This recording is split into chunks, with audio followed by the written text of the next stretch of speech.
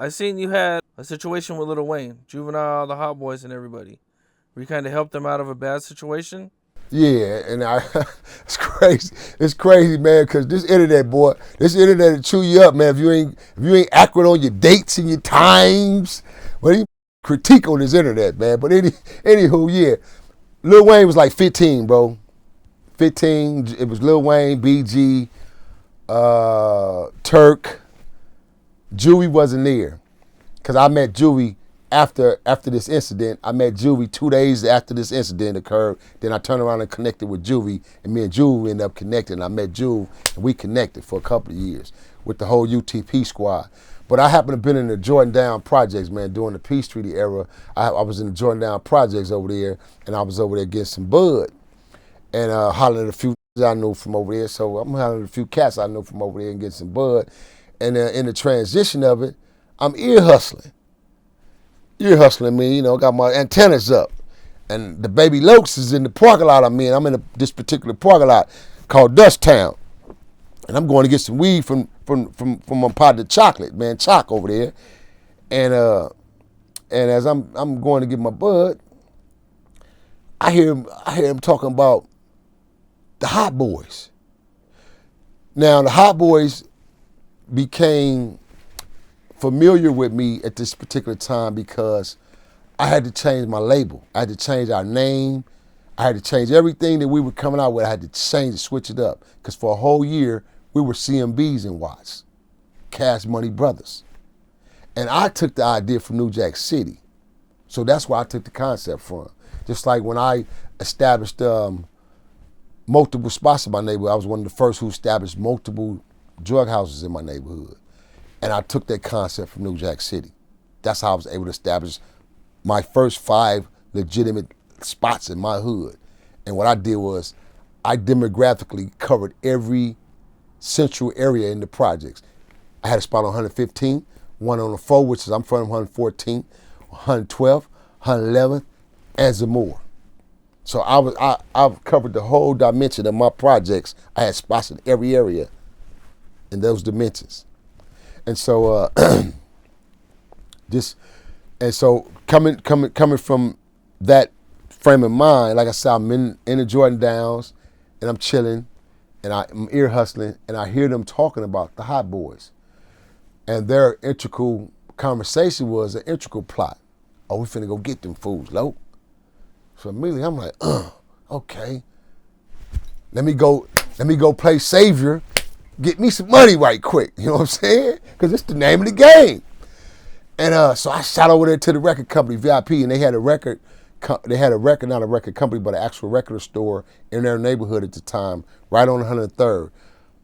I believe it's called, I want to say not Taco Pete, but it's a taco stand now on the corner. It's a famous taco stand in the Jordan Downs on 103rd, right across the street from the elementary school.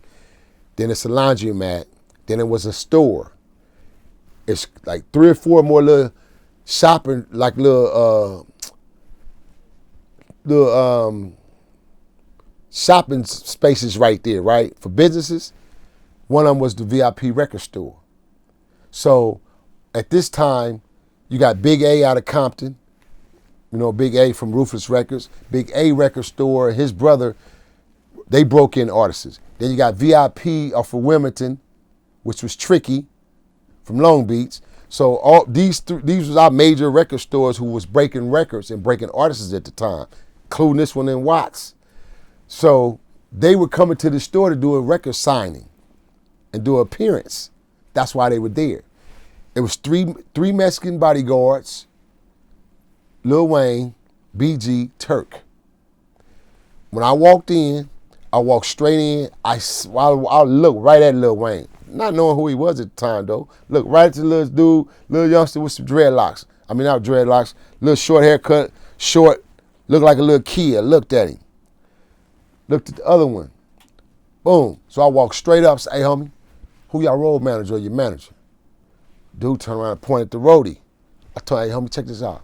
Walked up to him, introduced myself to him. I said, homie, I'm Big Nino Cappuccino, CEO of Paper Chase Entertainment. You know what I'm saying? I'm from Nixon Garden Bonnie on us, homie. I said, look here, homie. I said, I'm doing you dudes a favor, man, by giving you heads up But y'all got to get up out this situation, bruh. Some shit finna go down right now at this store. You feel me? Dude shook my hand, gave me a number, told me to contact him, had me 5 racks, threw them in the van, got him up out of there. My little homie Hameen called me, like later on that night, called me. We on the phone having a conversation, and he called me saying, big homie, I got Jude's number for you. You need to connect with Jude, man. Go make that connection. I made the connect and got his number for you, big homie.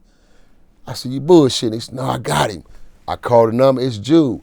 Jude was out here on tour at the time now with his UTP crew. So I went over there, introduced myself, hooked up with Jude. Me and Jude became cool. And me and Jude started doing some things together. You know what I mean? That's just like the time, you know, we probably don't have time to tell the story now, but I had to come back and tell you one day, man, about the time when young Buck got stuck in the Nixon garden. Got sprung and stuck in the Nixon garden. Yeah, young Buck ain't told y'all that story online, huh? He ain't told nobody that story, how he got stuck in the Nixon garden, fucking with them Nixon garden hunter-lets over there, man, and that pure white man over in the Nixon gardens, yeah. Young Buck got trapped up in there? Man, we got over there and got stuck fucking with my homies, got stuck. Now, not stuck as far as beat up. This was during the time, remember when they said Juvie left him in L.A.? Well, he was over there with us. He was with us for about a week. Sprung in the Nixon till they finally got up out of there. You know what I mean? Got over there, got sprung on some of that good Nixon pussy, some of that good Nixon dope, man. Oh, wow. Yeah, true facts. Yeah, they don't talk. See, certain things they don't talk about, huh? Boy, I tell you, man. Now, was Lil Wayne, I think you said somewhere he was like wearing a purple rag or? Well, see, during this time that's why they were over there. See, during this time, it wasn't no shit. I made this statement about if Lil Wayne and the Hot Boys and them wouldn't have met the homie Mack, if Mack 10 would have went down there and signed on to them, man, and put the flame in that shit, man, them dudes would have been Grape Streets. I stand on that, and I say it, and I stand on it. They would have been Grape Streets. Feel me? Because the Grape Streets had already had them. The Jordan Downs already had it. When they first came out, that Drop It Like a Hot, I believe it's that Drop It Like a Hot record, where they dancing and Drop It Like a Hot. When they first came out with that record, they was promoting it. Man, they did a concert in the Jordan Downs, but they ain't never come to the Knicks. They went to the Jordans first. And when they went to the Jordans, because the Petey Roll Squad was some of the hottest rappers at the time. And Dro was one of the hot rappers out of the projects. So I know what the fuck I'm talking about. And Dro was hollering at them niggas and fucking with them. Dro was signed to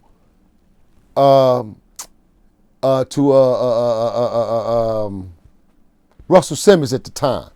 Dro had just signed a deal with Russell Simmons doing all this hot boy situation. So this is why they was collaborating and they was over there dealing with him, bro. So I know for a fact. And I'm saying this based on, that's just like if the Hot Boys was over in the Nixon Garden, they was fucking with us. Eventually they gonna become bounty hunters. They gonna be claiming the Nixon. Even though they rappers, they gonna be claiming, what is Rain claiming right now? Pyru, right? So they were gonna be claiming the Nickerson. So if they would have been over there still fucking with them, they would have been claiming Grape Streets, bruh. Straight up. I stand on that. I don't bite my tongue for nobody with that shit. It's the truth. They was flying purple rags and wearing purple colors at first. In their first video, go to their first video, damn it. If you don't believe me, go to their video and see it for yourself. You'll see them with purple shit on. You'll see the Grape Streets in the video. You'll see them. So this is why I say that. I'm not saying it based on just because. I'm saying it based on from our streets of Los Angeles and our politics and the way shit goes and the way these old fake ass rappers aren't from the streets really and become somebody and you got fame and stability to be able to do other things in your life, you want to claim some funky ass streets that you're not from. That's ass backwards to me, bruh. You know how many guys in the streets are begging to get out these motherfucking streets, man? You know how many dudes in these streets just wish they had just a little bit to go on to leave the streets, brother? It's cats in these streets that don't got no money, don't got a dime. If I could just move out of here, man. If I just had the money, just leave. Can't leave.